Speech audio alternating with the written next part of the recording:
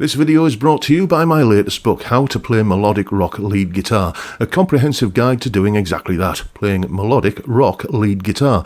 This is not just some collection of scale patterns and tabs, although you do get plenty of those, but you also get an entire chapter on how to come up with your own licks, as well as video content, tutorials and demonstrations, loads of jam tracks, and all the way through I'm encouraging you to expand your fretboard knowledge and showing you how you can think in a more musical and melodic way. Check out the link in the description for more details. Hello chaps, welcome once again to John Robson Guitar Tuition. As always, I do hope you're well. Now, cast your mind back a little under 10 years ago, let's say 2016, 2017. Back then, every Saturday night would see me absolutely glued to the radio because there was a show I was a big fan of on the radio at the time. It was on a local station and it was basically showcasing new talent.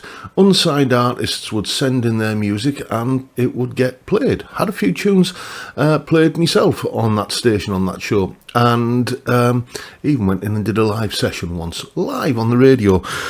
And when that happened, I met the very charming host of the show. He's a chap called Bob. Now, I got to know Bob a little bit. I wouldn't say we were kind of, we were kind of hanging out all the time, but I did do a little bit of recording for him. And he recently got back in touch and asked me if I'd do a little bit more recording for him again. So I've just been doing that, but earlier today, we had a little bit of a Zoom chat, and this is how it went. We're on. Bob, nice to see you again. Do you want to just explain to my loyal viewer who you are and what you do and what you've done for a number of years? Hello, John, and hello, loyal viewer. My name's Bob Fischer, and I basically spent 22 years as a presenter for BBC Radio Tees up in the Northeast, and I was kind of their new music guy, I suppose. So I used to present the BBC Introducing programme, showcasing, specifically designed to showcase new music, particularly from the Teesside area, which is how I know you, Mr. Robson. Yes. To play your tracks on there, and very good they were as well. Thank you very much. Since then I left BBC Tees in 2020, just out of sheer restlessness, really. I'd always wanted to write. Always fancied myself as a writer, and so since 2020 the bulk of my work has been writing for magazines. So I write for 40 Times magazine, which is the journal of strange phenomena, the world's weirdest news. I write all kinds of things for them. I write for the official Doctor Who magazine, which is an honour and a privilege because I've always loved Doctor Who. And I write for, you know what, I've actually got a copy of it on my desk. Not planned at all, but it just happens to be there, for a lovely magazine called Electronic Sound. Okay. I probably write for the most, so I do kind of music features and reviews. In fact, it fell open at the latest one, which is my interview with Robin Scott, who had a massive worldwide hit in 1979 with pop music. Talk about pop music. So, I remember it well. I seem to remember having the pink vinyl. Did you really? Yes. It's probably more than Robin Scott. It's probably worth a fortune. Yes, it went to a jumble sale at some point in the 80s.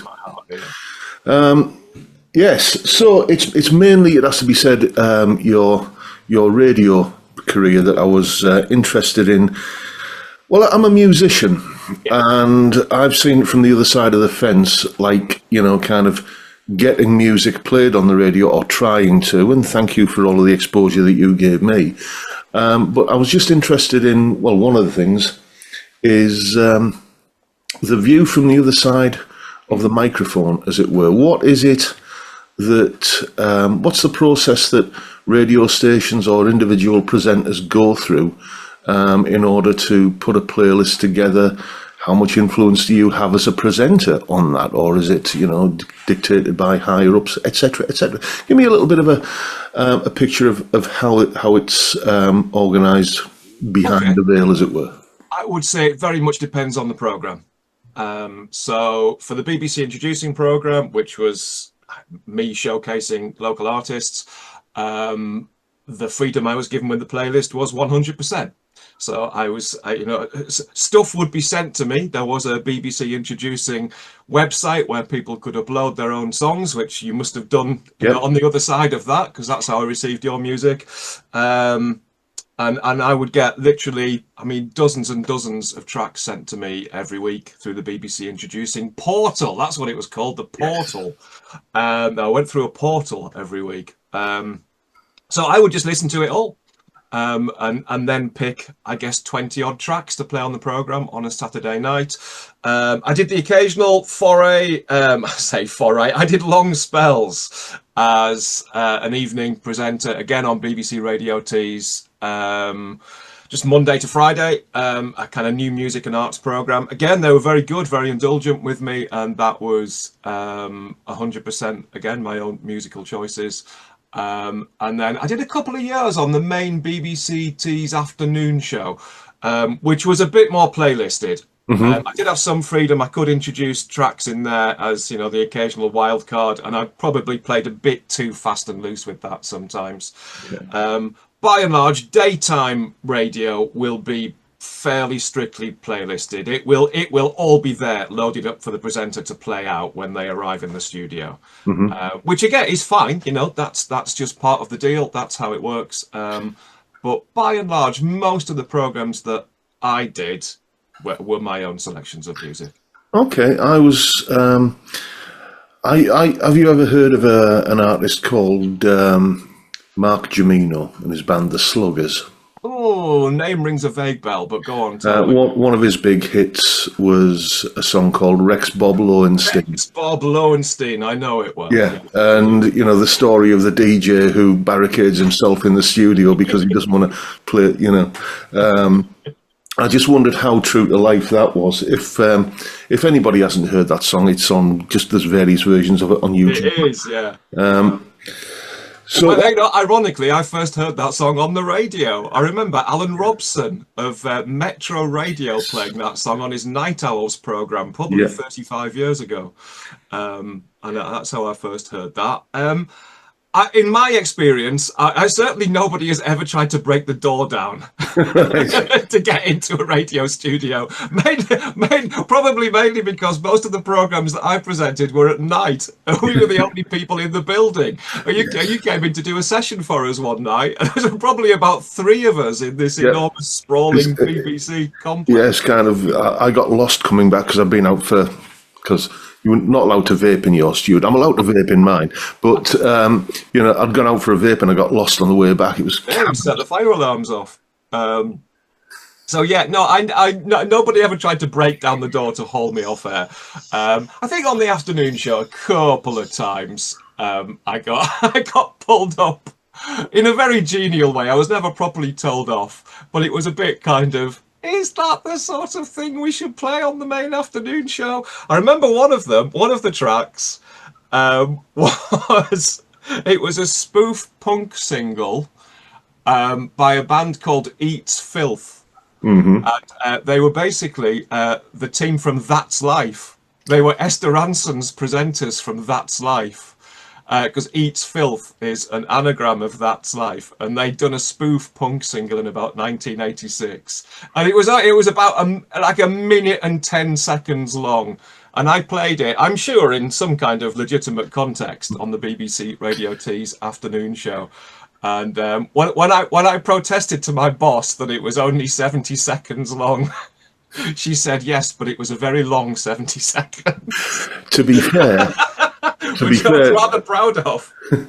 To be fair, if you're going to talk about, you know, recordings by members of the That's Life team, you know, Doc Cox springs to mind, and his Ivor Biggin. Yes, Ivor Biggin. Yeah. Funnily enough, I never dared play Ivor Biggin on the main BBC Tees afternoon show. No, I suspect that might have been more than a genial ticking off. That's P45 that might have been, John, an instant sacking. Well, that answers a lot of the. I haven't got questions here. I've just got topics I want to raise with you. You know, personal taste versus dictated playlists. It's a little bit of both. Though, if there was a song that really, like, I mean, we all have those songs, don't we? Where, you know, if it I'll tell you what mine is in a moment. Where if it comes on, there's going to be breakages. It's I don't know who it's by, but it's some really badly auto-tuned female vocal singing "Darling, Hold My Hand," and it's on all of those bloody package. Oh, darling, hold my hand. That's the one, right? That's the one. Yeah. Yes, Is it Jess Glynn? It might be Jess Glynn. right. I'm going to look really stupid if it's not now. I did used to play it quite a lot on the radio when I was playlisted on the afternoon show. What I'm saying is, were there ever songs that have that effect on you that crop up on the playlist, and what do you do under such circumstances? The one, the one that used to drive me mad. It was playlisted on the afternoon show quite a lot. Now I should say, like, I don't have any specific objection to either this song or this artist. It's all like whatever, you know.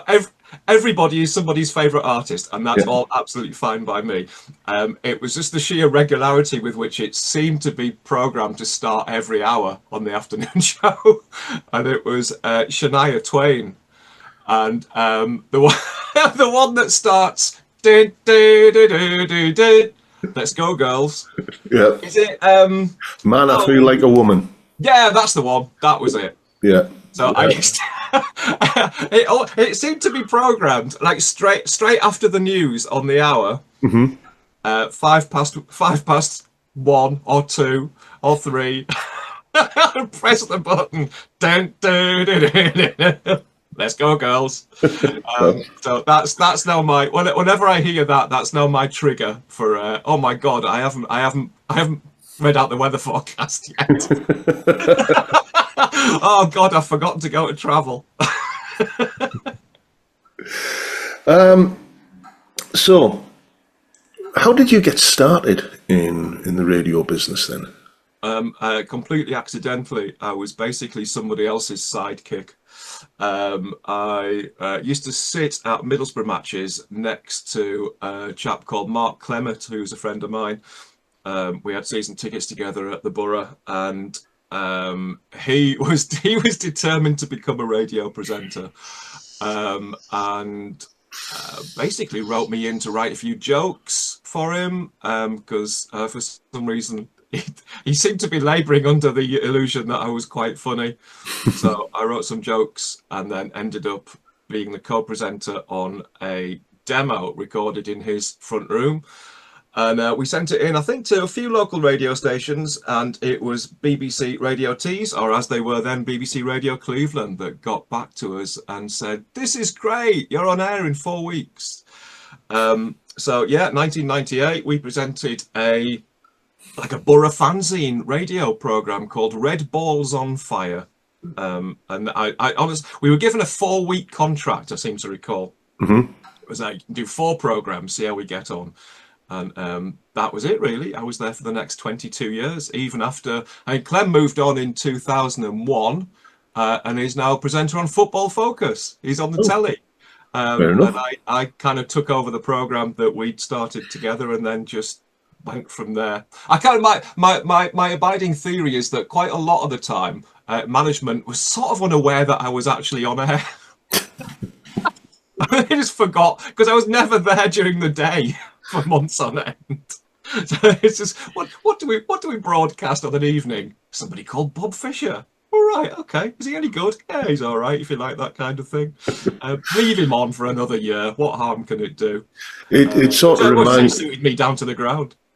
Yeah, I was just going to say, it sort of reminds me of, growing up in the 70s with the black and white portable in my bedroom, watching the old grey whistle test that used to just go on for ages because it was the last thing on the schedule. So there was, they weren't going to crack. Yeah, they just finished whenever it finished. Yeah. I never quite had that. I used to, to be honest, by the time the program's finished at 10 o'clock at night, I was fairly keen to get home. But I had to hand over to whoever was on after me. Do you think that kind of freedom still exists in the modern?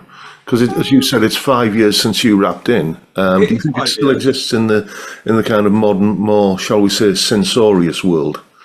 I don't know, because I've been out of it for a little while. I suspect. I mean, the BBC Introducing programme that I hosted, I imagine is all selected by Chap, who's the current presenter at BBC Radio Tees. I certainly never had any kind of like indication given to me as to what kind of stuff I should be playing on the introducing program, and I can't imagine that he does either, because he still plays a fair range of stuff. So I suspect it's not that different to how it's ever been. Mainstream daytime radio programs will be fairly strictly playlisted. Evening programs or specialist music programs, possibly a little bit less so. Okay. But I'm kind of out of it now, so It's if you don't mind me saying, it's a little bit of a heartwarming story, your route into it, because I'll give you the background. Back in about 2013, had a little dabble in the world of radio myself. okay. I was a presenter on a little community station in Redcar that was online only. And I thought, oh, I quite like doing this. I wonder if I could do it. If this is like, possibly a career to look at. So I asked the station manager there, who had worked, I think, at Metro Radio, and it was like, well, yes, but there's this hurdle to overcome, and there's that hurdle to overcome, and then you'll need to go and basically blag your way in and make the tea for a couple of years, and then you'll kind of, you might, and it sounded like, well, okay, if I really kind of devote my life to it and become singularly focused on it, in about 10 years I might get a shot at it. But just the way you said, oh, recorded a demo, sent it in, I think that's brilliant. But yeah, it was possibly slightly different times. So it was 1998 when we did that. I think it's probably more the people that I met in working in radio in the later years tended to have come more through an academic route. So lots of them would have done kind of radio production or audio production at university. Lots of them had done journalism degrees, so went into radio journalism. Whereas we were just basically chancing it. But having said that, I wouldn't rule that out as a.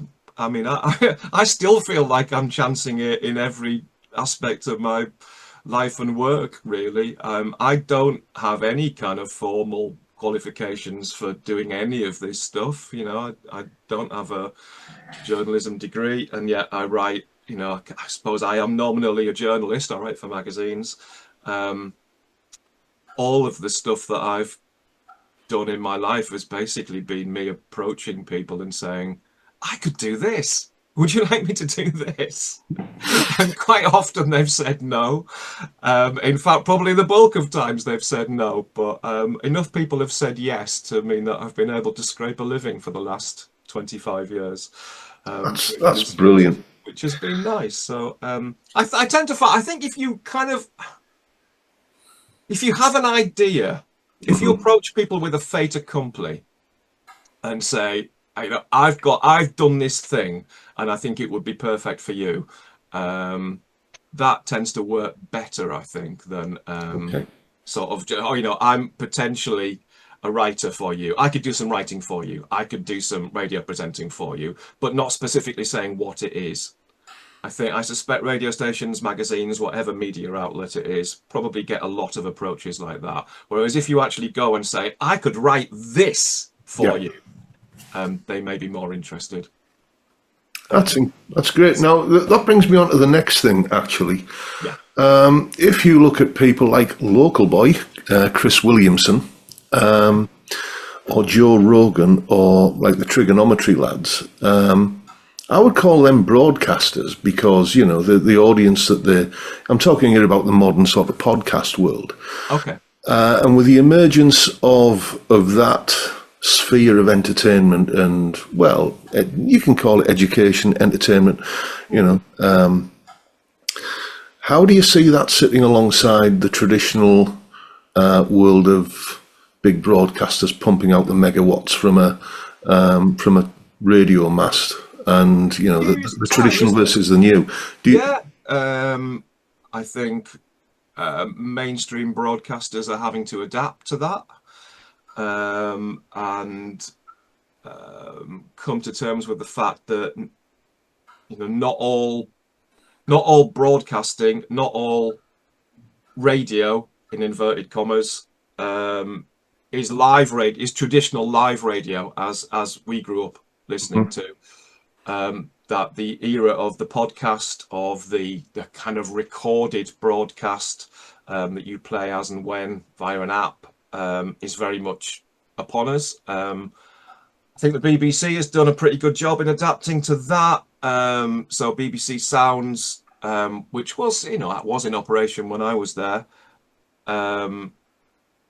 is probably now geared, I would say, at least equally towards that kind of approach, the podcast. But I still feel like there's a place for live radio. I still feel like that connection is a strong one and a valuable one. I kind of really cherish the fact that most of my programs were done live, and it was very much about me and whoever my guests were sitting in the studio broadcasting live, and it becomes a dialogue between yourself and the listener. So as you're sitting there broadcasting live, people are texting, messaging in, and that can change the course of a radio program. I used to love doing that. That was one of my favorite aspects of the job, was just sitting down and not having any idea where the conversation was going to go that night. And your listeners would dictate it, and you could read out a text, and that would spark another listener off into saying, actually, I did something like that. Oh wait, no, hang on, I've got to tell you a story that's better than that. And it just becomes this ongoing organic process, and I absolutely loved that. That was something that I kind of tried to make a major selling point of all of the programs that I did, was that interaction. So I totally get the appeal of listening to podcasts, and I've dabbled a bit. I'm not a voracious podcast listener, but I dare say I have dabbled a bit. But I still think live radio, live interactive radio, is a really important thing.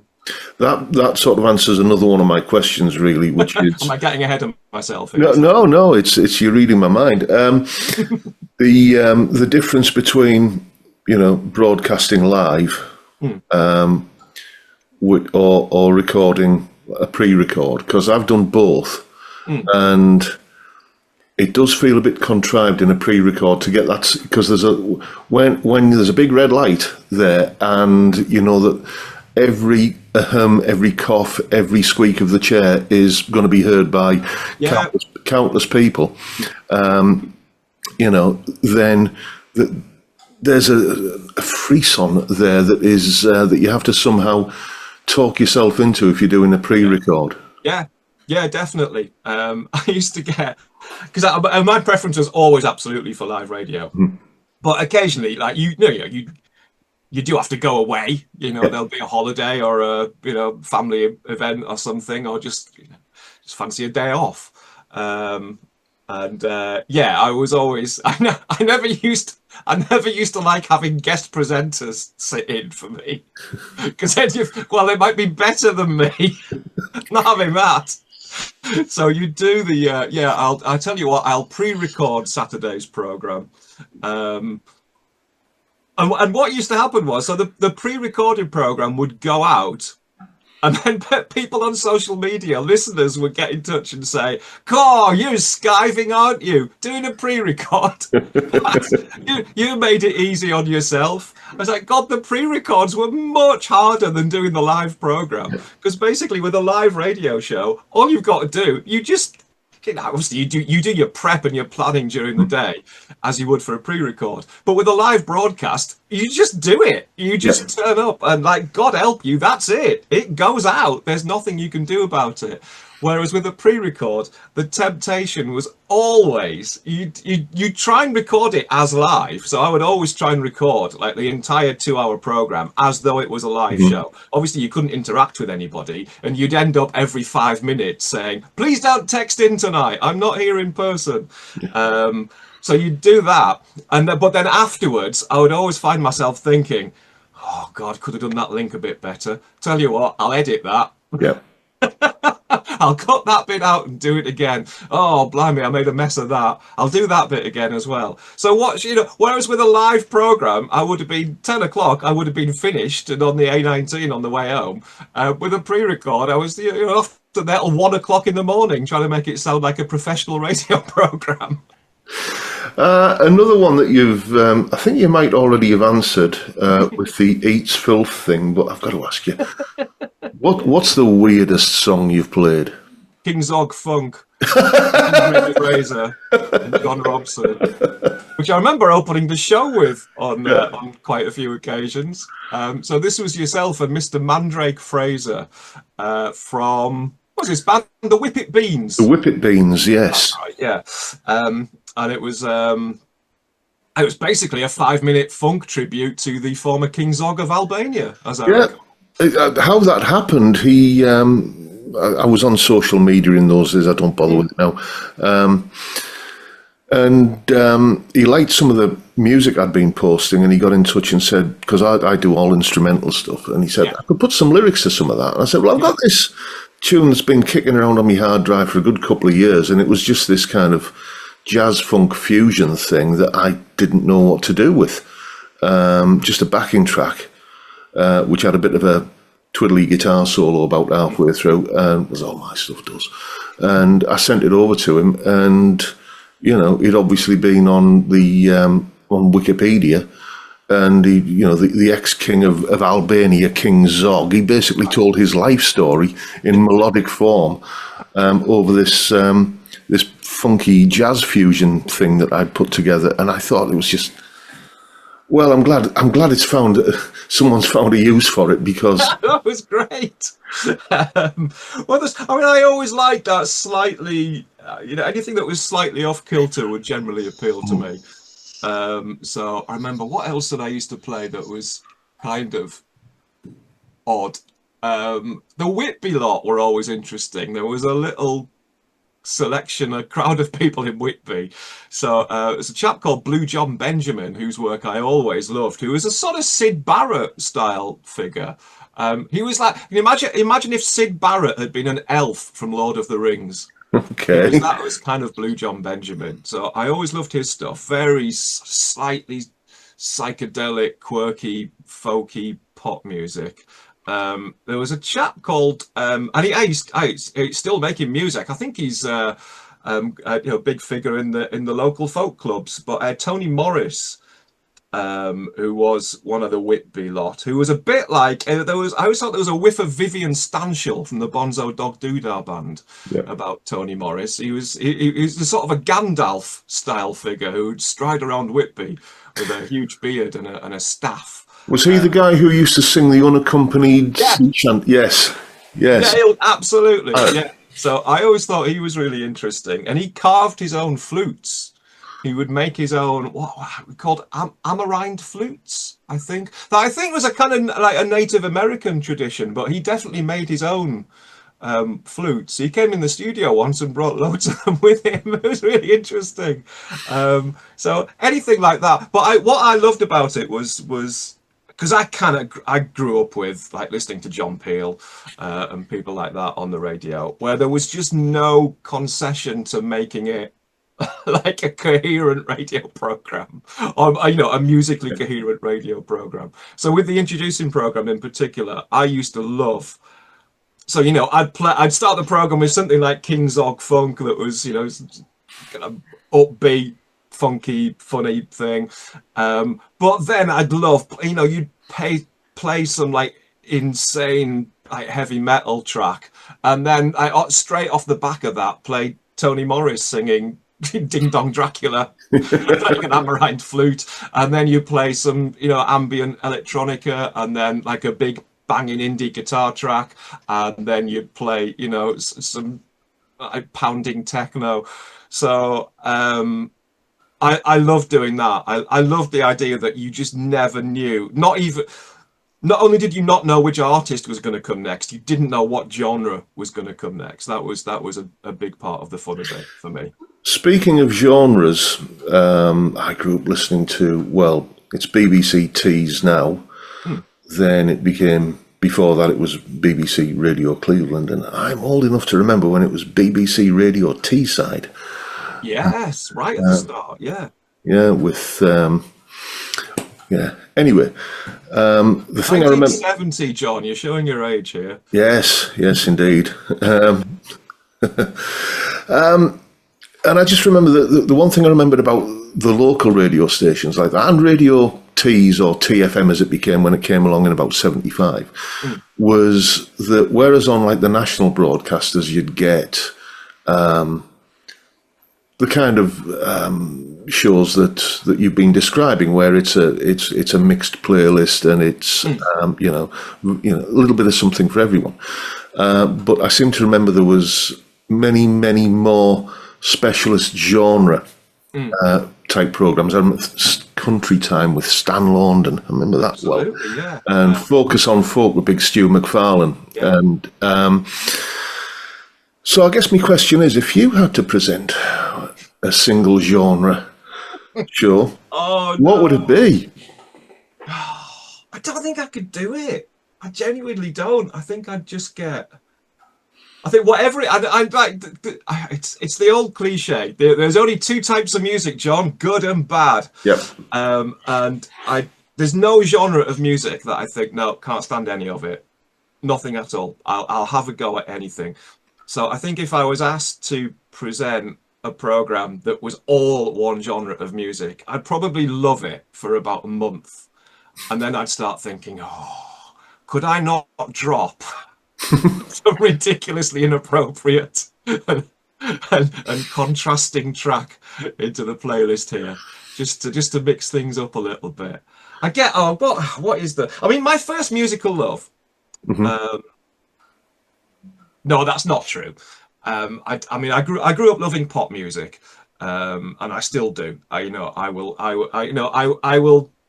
defend, hold my hand to this day, John. But the first band that I started like buying all of their stuff relentlessly and compulsively and obsessively was the Beatles. Yeah. And this would have been a long time after the fact. So I think it was the 20th anniversary of Sgt. Pepper in 1987 that got me interested. Until then, I'd just been listening purely to mainstream pop music. And a little bit of, I quite liked country and western by that point, oddly. But hearing Sgt. Pepper celebrated in 1987 was a big moment for me. It was, oh my God, obviously I was aware of the Beatles. It was impossible to grow up in the 70s and 80s without being aware of the Beatles. But I'd never done that deep dive. So I went out and bought Sgt. Pepper on vinyl. And literally, probably for about the next 2 or 3 years, never bought or really listened to any music apart from Beatles together and solo. Okay. And I still have, I've showed you the tidy bit of the house here, but there are boxes full of vinyl and all kinds of stuff all over the house. And I still have all my original, Beatles solo and together albums, but all bought from record marts in the 1980s. And that's, that school of psychedelia has always stuck with me. If people ask me, as they're occasionally foolish enough to do, what's your favorite song? So what's your favorite song or your favorite single of all time? And I always say it's a double A side. It's Penny Lane, Strawberry Fields Forever, because everything I love about pop music is in there. I think Penny Lane is, I just think it's a masterpiece of a song. Absolutely. Both songs are perfect for me. There's nothing you could add to them or take away that would make either of those songs any better. It's just that line when McCartney sings, "In Penny Lane, the barber shaves another customer." It's just like, and it's like, you're so used to kind of hearing everything sung in an American accent and come customer, So let's talk a little bit about your writing. Okay. I've been, you sent me a link to some of your articles, and one really struck a chord with me, which is that sort of the very dark and sinister themes that were present in 1970s kids' TV. You Yeah, know, and it's that there was always some kind of melancholy flute solo accompaniment, and usually, in some public information film about, you know, kids don't go near that deep water, you'll die. You know, Spirit of Dark and Lonely Water. that's the one. Yes, Terrifying. Yeah. yeah. Um, Um, but it's we grew up on a diet of that, and it was just a lovely little trip down memory lane. So that's the next question, really. How did you get into writing?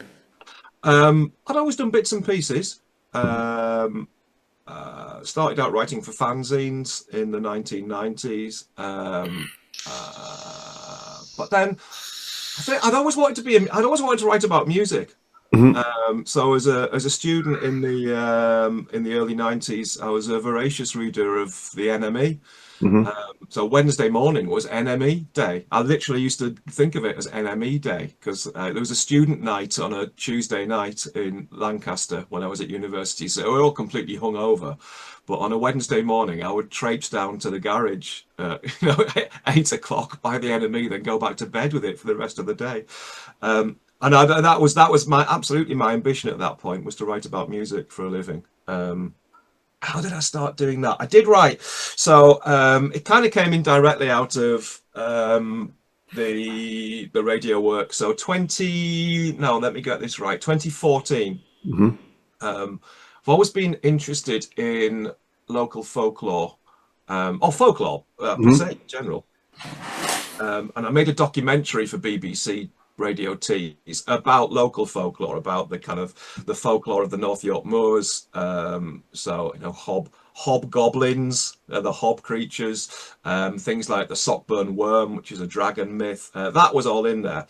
Um, put it on social media when the documentary was broadcast, and I think I was cheeky enough to link or to tag 40 and Times magazine, which I'd always read. Hmm.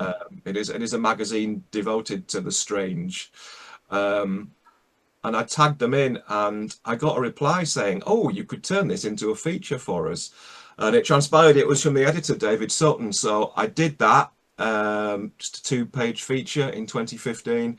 And kind of, I've never looked back with the 40 Times, really. So a couple of years later, I've become aware of this whole artistic movement called hauntology. Although, if you say that to some people involved with it, they'll wince because they don't like the word.